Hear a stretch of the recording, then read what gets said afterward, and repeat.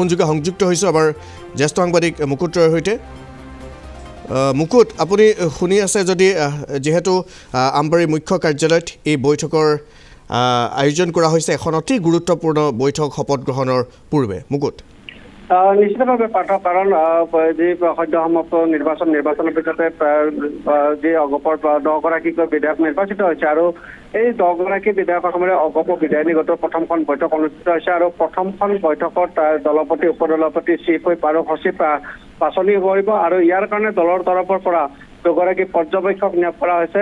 এই পৰ্যবেক্ষক হিচাপে এই সভাখনত উপস্থিত আছে ৰাজ্যসভাৰ সাংসদ বীৰেন্দ্ৰ প্ৰসাদ বৈশ্য আৰু লোকসভাৰ সাংসদ ফণীভূষণ চৌধুৰী। ইয়াৰ উপৰি নৱনিৰ্বাচিত বিধায়ক অগপৰ বোকাখাটৰ বিধায়ক অতুল বৰা, কলিয়াবৰৰ বিধায়ক কেশৱ মহন্ত, তেজপুৰৰ বিধায়ক পৃথ্বীৰাজ ৰাভা, বঙাইগাঁৱৰ বিধায়িকা দীপ্তিময় চৌধুৰী, বজালীৰ বিধায়ক ধৰ্মেশ্বৰ ৰায়, ডিমৰীয়াৰ বিধায়ক ডক্টৰ তপন দাস, বৰপেটাৰ বিধায়ক দীপক কুমাৰ দাস, বিলাসীপাৰাৰ বিধায়ক জীৱেশ ৰায়, হাজো শুৱালকুছি সমষ্টিৰ বিধায়ক প্ৰকাশ দাস আৰু তিয়ক বিধানসভা সমষ্টিৰ নৱনিৰ্বাচিত বিধায়ক বিকাশ শইকীয়া এই বৈঠকত উপস্থিত আছে। আৰু এই বৈঠকখন অগপ সভাপতি অতুল বৰাৰ অধ্যক্ষতাত অনুষ্ঠিত হৈছে আৰু এই বৈঠকতে অগপ বিধায়িনী গোটৰ দলপতি, উপদলপতি, চিফ হুইপ আৰু সচিব বাছনি হ'ব। আৰু ইয়াৰ এই কেইগৰাকী পদত যিসকল নেতা বাছনি হ'ব, এই নেতাসকলে অনাগত দিনত বিধানসভাত তেওঁলোকৰ ভূমিকা সন্দৰ্ভত যি ধৰণৰ নীতি নিৰ্ধাৰণ কৰিব লাগে, দলৰ তৰফৰ পৰা যি ধৰণৰ বক্তব্য দাঙি ধৰিব লাগে, ইছ্যু ভিত্তিক বক্তব্য হওক বা অন্যান্য বিষয়সমূহৰ ক্ষেত্ৰত বা ৰাজ্যসভা নিৰ্বাচনৰ ভোটদানকে আদি কৰি সকলো বিষয় সামৰি এই বিধায়িনী গোটৰ এই যিখন বৈঠকত কমিটি গঠন হ'ব, এই কমিটিখনে তেওঁলোকৰ কাৰ্যপন্থা আগুৱাই নিব। আৰু আটাইতকৈ ডাঙৰ কথা পাৰ্থ, এইখিনিতে এটা কথা উল্লেখ কৰিব যে যিকেইটা দলৰ বিধায়ক এইবাৰ নিৰ্বাচিত হৈছে ষষ্ঠদশ অসম বিধানসভালৈ, তাৰ ভিতৰত অগপয়ে প্ৰথমখন অগপ বিধায়িনী গোটৰ বৈঠক অনুষ্ঠিত কৰিছে। হয়তো কাইলৈৰ ভিতৰত বিজেপিৰ বিধায়িনী গোটৰ বৈঠক অনুষ্ঠিত হ'ব। একেদৰে কংগ্ৰেছ, AIDF আদি দলসমূহৰো বিধায়িনী গোটৰ বৈঠক অনুষ্ঠিত হ'ব। তৃণমূল কংগ্ৰেছৰো এইবাৰ এগৰাকী বিধায়ক আছে, যিহেতু এগৰাকীয়ে বিধায়ক, গতিকে তেওঁৱে সৰ্বে হ'ব। তাত দলপতিও তৃণমূল কংগ্ৰেছৰ চেয়াৰমেন আলী আহমেদে হ'ব, চিফ হুইপ তেখেতে নিজে হ'ব আৰু সচিবো হ'ব। তেওঁ যিহেতু এগৰাকীয়ে বিধায়ক। অনুৰোধ জনাই AIDFৰ 2গৰাকী বিধায়ক আছে, বিনাকান্দিৰ পৰা বদৰুদ্দিন আজমল আৰু দলগাঁও সমষ্টিৰ পৰা মজিবুৰ ৰহমান।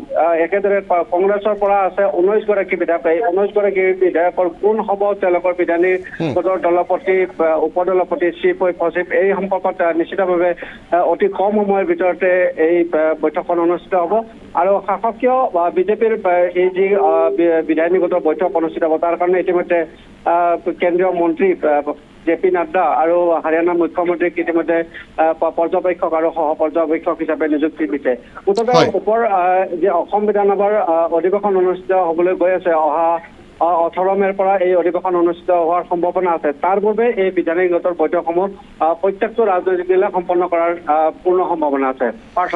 মুকুট, মন্ত্ৰিত্ব বিষয়টো কিবা আলোচনা হৈছে নেকি, বা অগপৰ ফালৰ পৰা কিবা দাবী থাকিব নেকি, তেনেধৰণৰ কিবা আলোচনা হৈছে নেকি? যিহেতু তেওঁলোকে প্ৰাক নিৰ্বাচনী মিত্ৰতাত অৱতীৰ্ণ হৈছিল আৰু সেই অনুসাৰে তেওঁলোকে সদ্য সমাপ্ত নিৰ্বাচনত তেওঁলোকে 26টা বিধানসভা সমষ্টিত তেওঁলোকে দলীয় প্ৰাৰ্থী প্ৰত্যাহাৰ কৰিছিল আৰু NDA এই ক্ষেত্ৰত সমৰ্থন আগবঢ়াইছিল। NDAৰ যিসমূহ সহযোগী দল, বিশেষকৈ বিজেপিৰ উপৰি ৰাভা হাছং যৌথ মঞ্চ, গণসন্মিলিত গণশক্তিকে আদি কৰি BPF, এই সকলোবোৰ দলে সেই সংশ্লিষ্ট সমষ্টিসমূহত তেওঁলোকক সমৰ্থন আগবঢ়াইছিল। আৰু সেই অনুসাৰে যিহেতু প্ৰাক নিৰ্বাচনী মিত্ৰতা আছিল, প্ৰাক নিৰ্বাচনী মিত্ৰতাৰ মিত্ৰধৰ্ম পালন কৰে বিজেপিয়ে, নিশ্চিতভাৱে BPF আৰু অগপৰ তৰফৰ পৰাও অসম মন্ত্ৰীসভাত স্থান দিয়াৰ সম্ভাৱনা আছে। কাৰণ যেতিয়া আমি পূৰ্বৰ যদি আমি পঞ্চদশ অসম বিধানসভাৰ কথা চাওঁ, তেতিয়াহ'লে এটা কথা মন কৰিব লাগিব যে পূৰ্বতে অগপৰ পঞ্চদশ অসম বিধানসভাত 9গৰাকী বিধায়ক আছিল। এই 9গৰাকীৰ ভিতৰত 2গৰাকীয়ে মন্ত্ৰিত্ব পাবলৈ সক্ষম হৈছিল আৰু BPFৰ যদিও 3গৰাকী আছিল, কিন্তু 2025 চনত অনুষ্ঠিত BTC নিৰ্বাচনৰ পাছত 28খন আসন দখলেৰে BTC পৰিষদ যেতিয়া হস্তগত কৰে BPF তেনে পৰিপ্ৰেক্ষিততে অন্তিম মুহূৰ্তত যি 3গৰাকী বিধায়ক আছিল তাৰ ভিতৰত চৰণ বৰক অসম মন্ত্ৰীসভাত স্থান লৈছিল আৰু ইয়াৰ লগে লগে যি অসম মন্ত্ৰীসভা মুখ্যমন্ত্ৰী ডক্টৰ হিমন্ত বিশ্ব শৰ্মা নেতৃত্বাধীন মন্ত্ৰীসভা পূৰ্ণাংগ পৰ্যায়ত উপনীত হৈছিল কাৰণ মুখ্যমন্ত্ৰীকে ধৰি 19গৰাকী মন্ত্ৰীয়ে অসম মন্ত্ৰীসভাত তেওঁলোকে কাৰ্যনিৰ্বাহ কৰিছিল পঞ্চদশ অসম বিধানসভাৰ শেষাংশৰ ফালে তেনে পৰিপ্ৰেক্ষিততে যিহেতু এইবাৰ ষষ্ঠদশ অসম বিধানসভাৰ নিৰ্বাচনত অগপ আৰু BPF 10গৰাকীকৈ বিধায়ক নিৰ্বাচিত হৈছে এই দুয়োটা দলৰ তৰফৰ পৰা গতিকে নিশ্চিতভাৱে হয়তো ন্যূনতম দুজনকৈ তেওঁলোকৰ মন্ত্ৰীসভাত স্থান দিয়াৰ যথেষ্ট সম্ভাৱনা আছে এই ক্ষেত্ৰত নিশ্চিতভাৱে মিত্ৰদল বিজেপিৰ লগত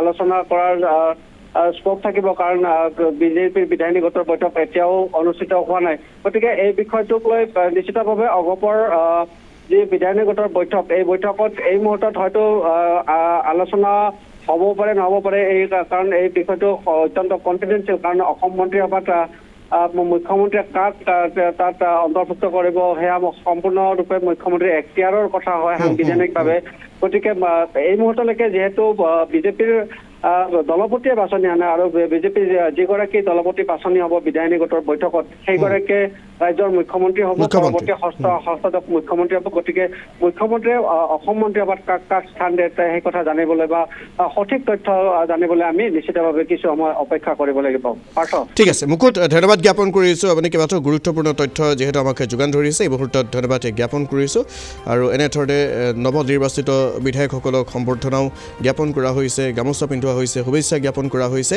এখন অতি গুৰুত্বপূৰ্ণ বৈঠক বিধায়িনী দলৰ বৈঠক অগপৰ মুখ্য কাৰ্যালয়ত সম্পন্ন হয়